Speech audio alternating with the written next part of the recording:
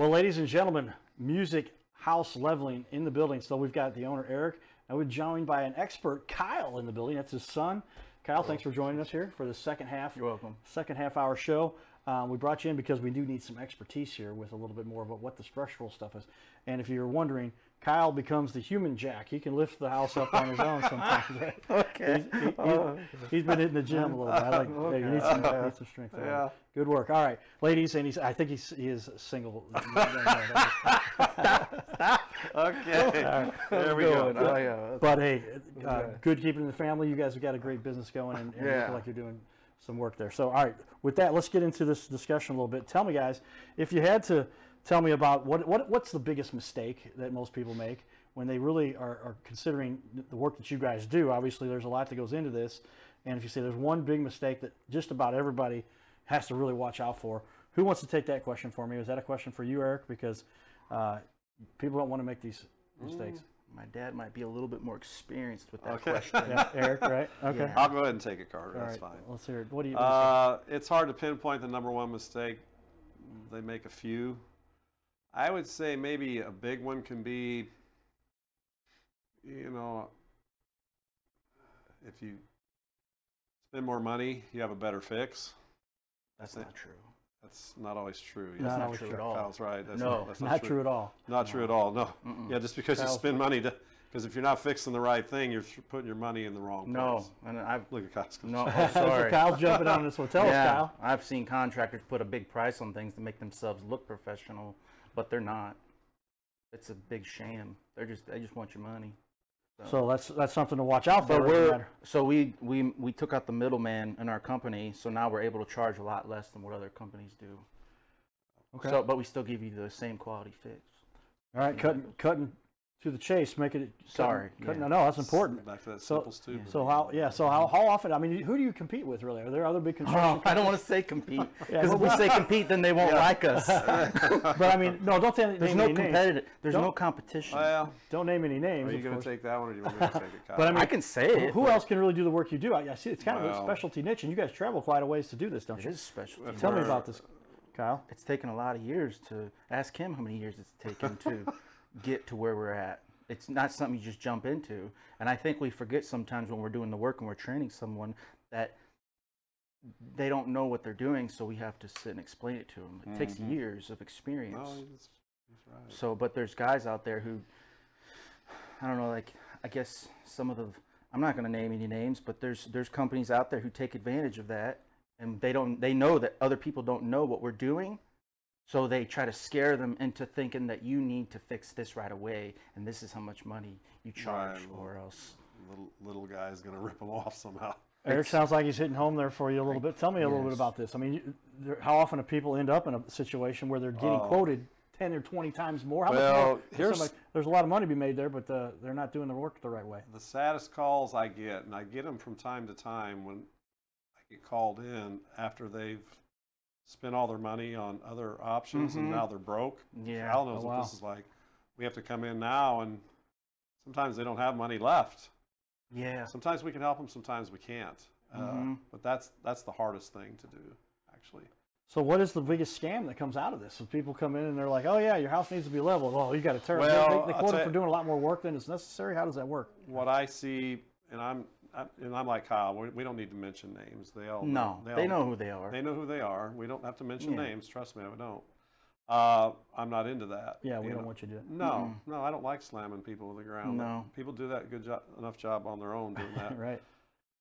Creating a problem that's not there. That's what I notice sometimes when they come in to look at Really? something. Oh yeah, they'll convince. Look, Kyle's nodding his head. He knows what they will create. I'll look at a bid and be like, this is what they want to do. No, not close. Close, but just close enough to where they could say that it's wrong, so they're able to charge you that amount. Don't do that. I've had nope. And they're not accurately. It'd be like, oh Carter, hey, you got cancer. I need to treat you for cancer when you might not have cancer. Wow. Yeah. Or there's a possibility that you could have it. Let's treat it for you now, or just like Right. you You might get it in 10 years, so we better treat this now. they go around it's a good salesman tactic that I've seen. So we'll leave it at that. yeah, That's probably I've had a enough lady. said on- Can I say one thing? Yeah. Oh, yeah, yeah. go I've ahead. had a lady she got charged to fix her gutters. She was at Schnucks. Oh wait, can I say Schnucks? Well, they're not the client, right? Or Yeah. they weren't the business providing the service. She had a water issue, but they charged her to fix her gutters. She spent a lot of money. I think it was like $9,000 or $10,000 on her gutters. And what happened is it didn't fix the water problem at all. They just said that, oh, well, if you fix your gutters, you'll be fine. And sometimes that is the case, but it doesn't cost $9,000, $10,000 to fix your, like, some of the stuff that they were saying to do. And sorry, that's all. Yeah. It's back to the not properly diagnosing the problem. The problem, yeah. Okay. Yeah. That's everything in our. Well, and when people are talking about this, you're really talking about this is where their family resides, right? This is where everything happens. And if you're potentially decreasing the value, or potentially, I mean, how many times can you cause enough damage to where now the house can't be livable? I mean, I guess you can get that kind of situation, but that's what you guys are there to circumvent, and the other guys aren't doing the job right, and they've charged them a whole lot of money. That's just shocking to me. I guess that happens, though. That's just kind of the way the business world is. Sometimes it happens. We're actually really good at pricing out what the people want. We usually give the customer what they want, or the right price, if or what they need. If it's the right fix, yeah, it has to fit the problem. If it doesn't fit the problem, then no, we're not doing nothing. And I think what helps with this, and Kyle's good at it too, treat every house like it's yours. You know, when I walk in here, like, if you wanted me looking at something here, Carter, I pretend like, okay, what would I do if it's my house? And it does help you keep a better perspective. Like, you know, I'm not going to start coming up with all these crazy ideas. I'm going to be like, what do I really need to do here? That's it. That's key. That's another one. We're going to use that one. It's another quote there, everybody. So take note. Treat it as if it was, we say, we didn't explain to Kyle, we use this, we want people to take note. And treat it as if it was your own, right? Write that one down, everybody. We got to have get fun out of our. I found this at the gas station, believe it or not, right by my house. So, but take note and treat everything as if it was your. How would you do this for your own house, right? That's correct. And that's the strategy you've got, and you're going to make a lot of people very happy, I believe. Well, tell me then, guys, what is a time when you guys feel like you really help somebody? If you have a specific story, if you each have a story you'd like to share with us a little bit, tell me. Kyle can take that one. Kyle, tell me a little bit about what's the jobs that nobody wants. And can you give me one specific one where a young lady or somebody who needed help? Or one stands out to me, but I don't know if I can. Which one is it? It's Maddie. You can talk about Maddie. She won't care. She's one of the toughest ladies I've ever met. All right. Tell me about what you did to help Maddie. Well, actually, she was a tenant.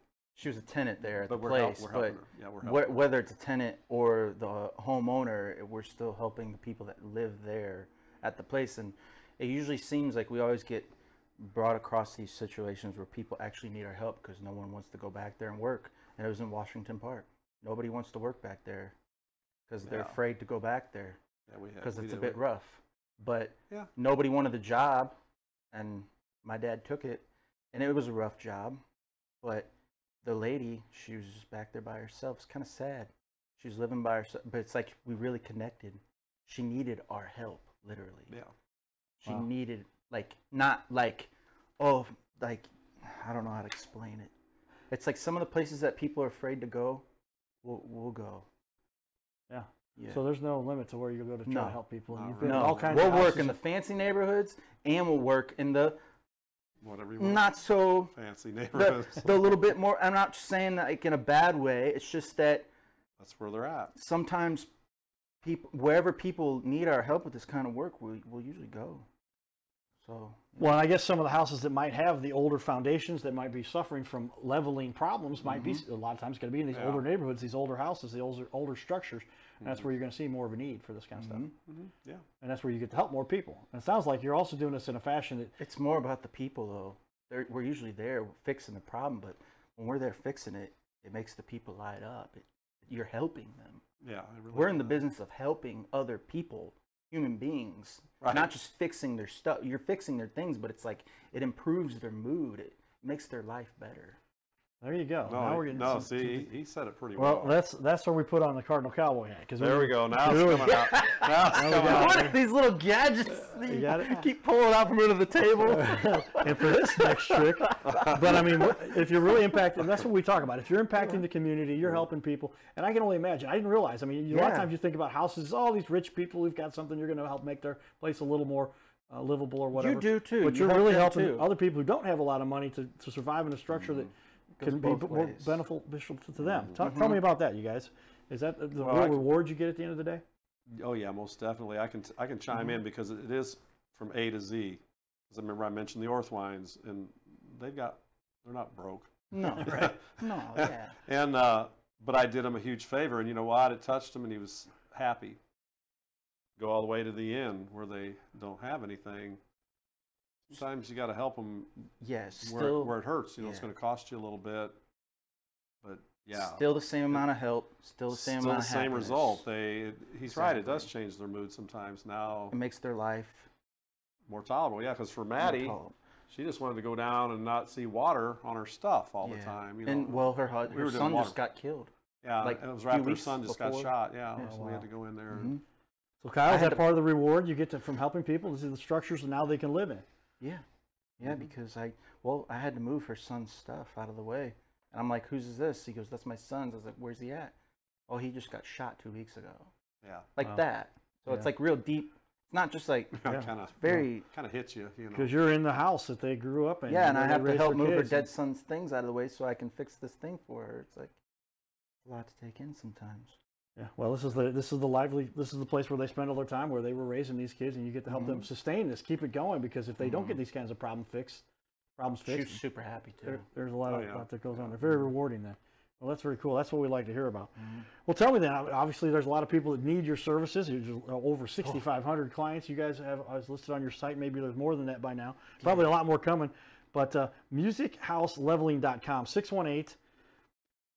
618-233-6619. I'm going to put that up on the screen for everybody to see here. And get a hold of these guys. These guys are experts that'll really help you keep that house in order so that you can have a house that's sustained, right? And that's what you need. All right? So tell me the process then. If somebody does want to use your services, what is the process? How do you go about this? Do you go there and you say, all right, we got to take a look at the structure. What's next? How do you start off? Actually, they probably need to know there's actually 2 phone numbers, but that one has a story behind it. It was back when we actually have landlines. You know, some people don't know what landlines are. Kyle's laughing. Landline, what's that? Kyle was running around in diapers when I had that on a landline, so it meant something to me. Right. And I told AT&T, oh, sorry, might be promoting a phone company. No, that's all right. Yeah. Can you throw it on a cell phone? And they call it a mobile landline. So that's for the website. That's for on the trucks of the shop. Now that phone, actually, I only check it at night, so if nobody answers, I do check all those calls at night, and I get to them the very next day. So that's how the process works. And what Kyle calls, we cut out the middleman. You know, like we do it all. We wear all the hats. But you got to do a little bit extra work. You got to do a little extra work, Kyle says. Gotcha. Well, then tell me the process. So after somebody says, okay, let's do this, what's next? Then when I call them, we set up an appointment, and I got the 24-hour rule. Yeah, you're going to get a call in 24 hours. No matter how many calls, and then they get my cell phone, which is in my truck, you know, so now they don't have to go through that waiting period. Now you just call me direct. My truck is a traveling office, literally. You know, that's why I looked at it. You can do that now. Yeah, no, Kyle's right. You can with technology. Oh, I haven't had a computer or fax machine in probably 10 years. Like, I do it all out of my truck. Okay. If I do need to send important paperwork, which is maybe once or twice a year, maybe. So see FedEx, you know, and say, here, I got to do these little documents. Otherwise, it's all done out of my truck. You can do that. Oh yeah, you know. So pretty much, somebody calls you, you create the. I'm going to return the call. You return the call. Say, all right, now you go out and visit them. There's no coming to you. You always go to them. And say, I have to, yeah. And now, do you do any preview work by looking on Google Maps or anything? You survey the area. Okay, well good questions, Carter. If they're far away, let's just say like this is going to be a floor level. It's way out of town. I'm going to do some phone consultations, like it's normal process, you know, like I'm like, send me pictures. We're going to talk sometimes, you know, what's that called when they walk around, just show you the video while I know there's a name for drone videos or what's no, like on your phone. Oh yeah. Well, you can do the, there's different names. There's different names. Yeah. There's the call, FaceTime or FaceTime. That's because I know people are into Zoom now, but we don't do a lot of Zooms, but FaceTime, but sometimes we do those, but the farther away, there's going to be more consultations. If you're in the hour radius, we're going to set up an appointment. Even though people send me pictures all the time, sometimes I can do a little bit with them, but they're difficult. I need to be on site, especially if it's floor level. You can take yeah, Kyle knows. It's hard to see the picture and yeah. kind of dissect the problem to see what's going on. You can't see the problem over the phone. You can see the It's problem. harder. Yeah. Yeah. You see the problem, but you can't see the solution on the phone. So these are tasks that many times you're going to have to go to on site to see what's really going on. There's no going around that. Okay. Kyle's right about that. There is no going around. You can try all you want because I know people work from home now. That's good. It is good. I mean, I wish I could have one of those jobs sometimes. But with construction work, you have to eventually be on site to do the work you gotta physically. be in the field. Yeah. Yeah, like during COVID, for example, we were considered essential, but we were going to keep going even if we were not essential because we already knew we were essential. Right. We didn't stop. We kept going. You still made sure. Oh yeah, a lot of our houses were empty that we worked on. Yeah. You know, we worked through COVID, but yeah, we didn't stop one day. COVID didn't stop us. Well, with that in mind, tell me what's most rewarding about what you guys do as a matter of getting this done and helping people. You already talked a little bit about a story where you helped a young lady and been going through a tough time with her son passing. And what are you getting most from doing this? Because you're really helping people. I didn't realize it's from all levels, if you will. The people who don't have the big mansions, but they've got the most rewarding thing? Yeah, what's the most rewarding for you? Kyle, what'd you say? Yeah, that's Kyle. He needs to do that. It's being, so like some people, they have jobs and you just know that's what you're supposed to be doing. It's being in where you're, it's like what one of your own football coaches said, actually. It's being where you're supposed to be and doing what you're supposed to be doing. And when you're in that moment, you know it and you can feel it. And nothing else, everything outside of that kind of goes away, all your issues, all your problems. But doing what you're supposed to be doing in life, it's a good thing. Like it's, I don't know how to explain it, but my dad knows probably how to explain it a little bit better. That's a good quote though. So that was the Here comes the doing the pencil. take a note, everybody. It's another important one. Doing what you're doing, being where you're going. No, what was the quote again for me? Do you want me to do it for you? Yeah, it was from an old football coach. Yeah. Okay. He just said, be where you're supposed to be and be doing what you're supposed to be doing. Yeah. Be where you're supposed to be and doing what you're supposed to be doing. Take note there, right? We're going to improve our lives dramatically just for some motivation. Yeah. No, that quote That's life-changing. That's life-changing material. Life-changing stuff, yeah. It's got me through a lot of rough times in my life to where I wasn't sure if I should keep going. But it's like, you know what? You just should. You just keep going because, I mean, my dad started this company out of a garage, a little tiny garage. No, it was tiny. And it's like we didn't have anywhere to put anything. No. And he only started with a couple little hand tools. Yep. So the thing is that now it's where it's at today. I'm not saying we're the biggest company out there, but it's a lot further along than where it was. Yeah. And it just goes by so fast.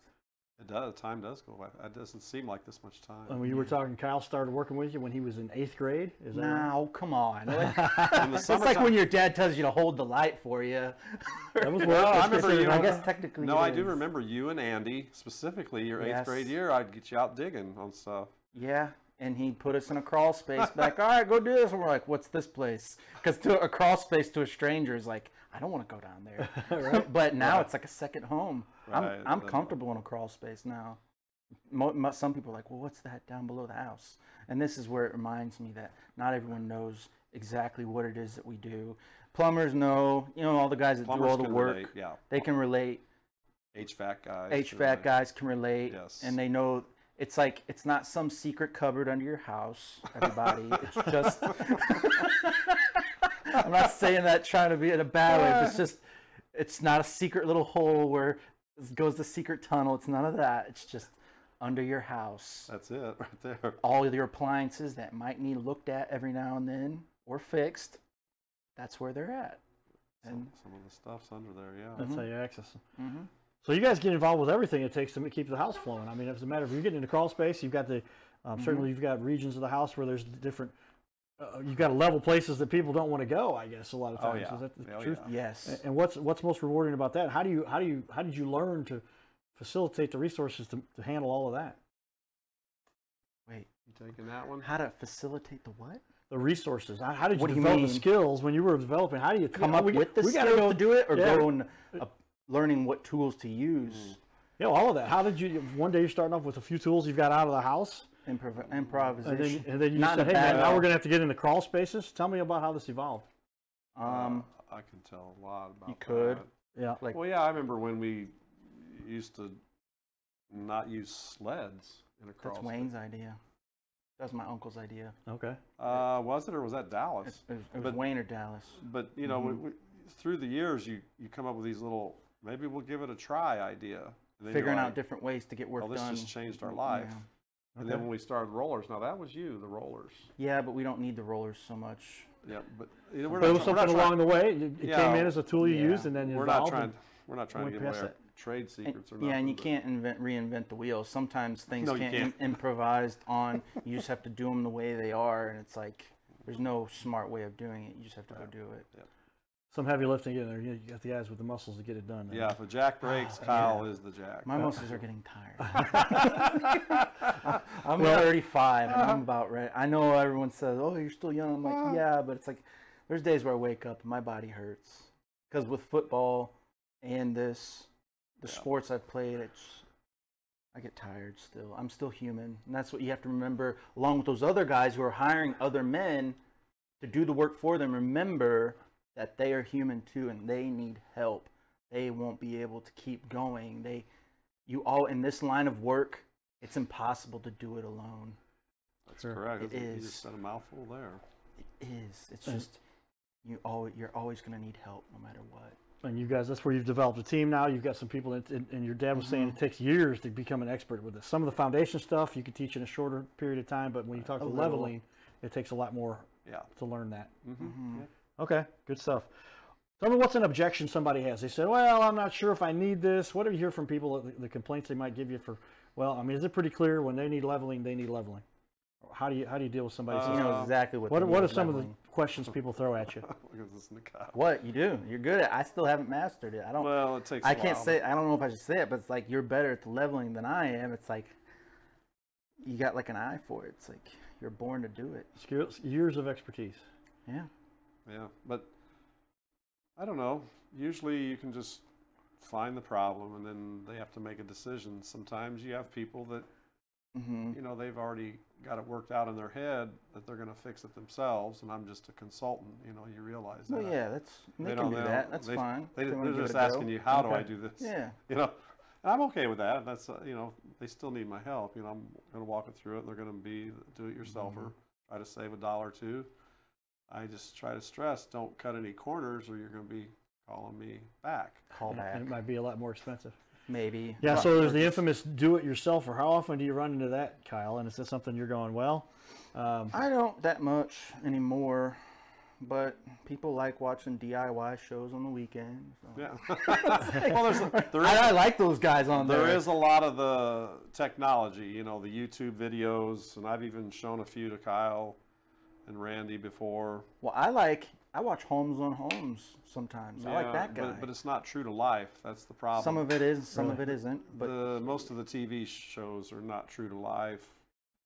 And no offense to those shows, you know, they're kind of informative and they're fun to watch sometimes, but it doesn't happen like that in the real world. Like no. YouTube videos in my business, and when it shows floor leveling stuff, it's like, yikes.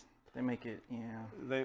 And I'm like, where did this guy come up with this idea? Obviously, he'd never tried it before. So yeah, you don't become a YouTube expert. That YouTube and do-it-yourselfers, those kind of go together. And you can cause some major damage. You're talking about your house here, and if you mess up the structure there, yeah. Now you've unleveled it, and you've got big problems. Oh yeah, we've had to come in and fix. Well, that's the thing. You those can't things. level things up too much because then you're messing with like the water lines and stuff like that. You have to be careful. Yeah, they're all different. It's all different. But depends on how old the house is. I would rather come in and just start from scratch, but sometimes we have to fix other people's stuff all the time, and that it sometimes takes more time.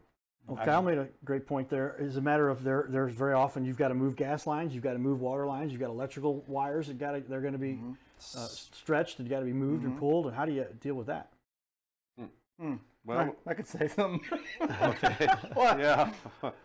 Mean like when I've hit one before? Well, he is my excavator. Even when learn firsthand how to do that. even when you call Julie, you know. I've called Julie a few times. Yeah, Julie's not perfect. No, th're good though. It's They like, are good. They're there's good. always like a little.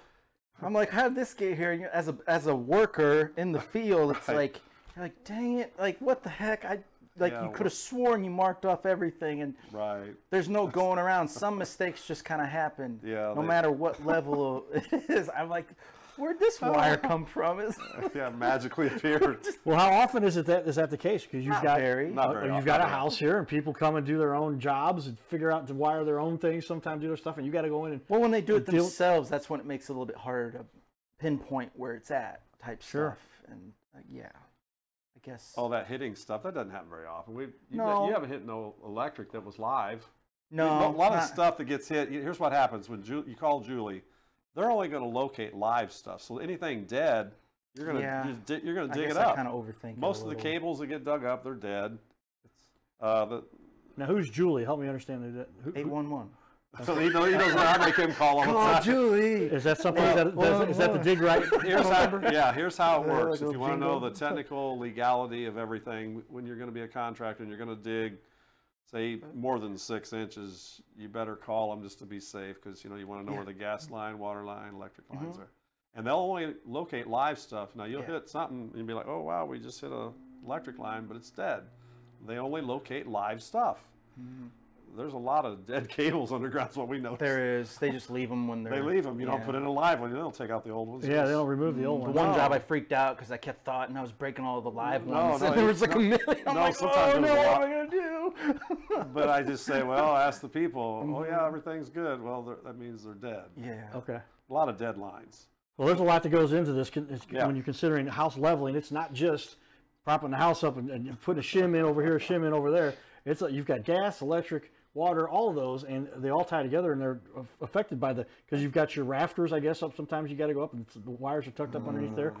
There's just a lot more that goes into this than most people realize. I would. There is, but it's easier for us to do because we've been doing it for so long. People get a little scared and worried when we come in. And they're like, "You're going to lift up this part of our house?" I'm like, "Yeah, we are, but only a little bit. Only a little bit. Only a little. Just a little bit." But they still freak out because then when we take the wall out, they come down and they're like, the whole wall's gone. What's going to happen to our house? But the jacks that we use, which is like our secret, and I'm not going to say it. You can say it. Not going to give away all the secrets. It did? Yeah. Oh, great. Now, but there's only like a few of them left. I'm looking. Anyone out there who's got these jacks, I need more. Right. So that's what we were talking about earlier. Yeah, I already explained our jacks to him, Kyle, earlier. You did? That's the secret to this whole company. There you go. Me. Well, it's anything else can be replaced almost. Those with can't this be work. replaced. Those can't. And these go back decades, if not almost a century. They lit the whole city block of Chicago during like 1850 when the Chicago Fire. These were from that fire. Wow. That's how old they are. Yeah, but they can't be replaced. So the only ones that are out there those are the ones that are out there. I've called all over the United States. I can't find them. Ladies and gentlemen, time flies when you're having fun. We just filled up another half hour. Get a hold of these guys. Musick House Leveling. 618-233-6619. You're enjoying the Your Little Castle Show. Giddy up.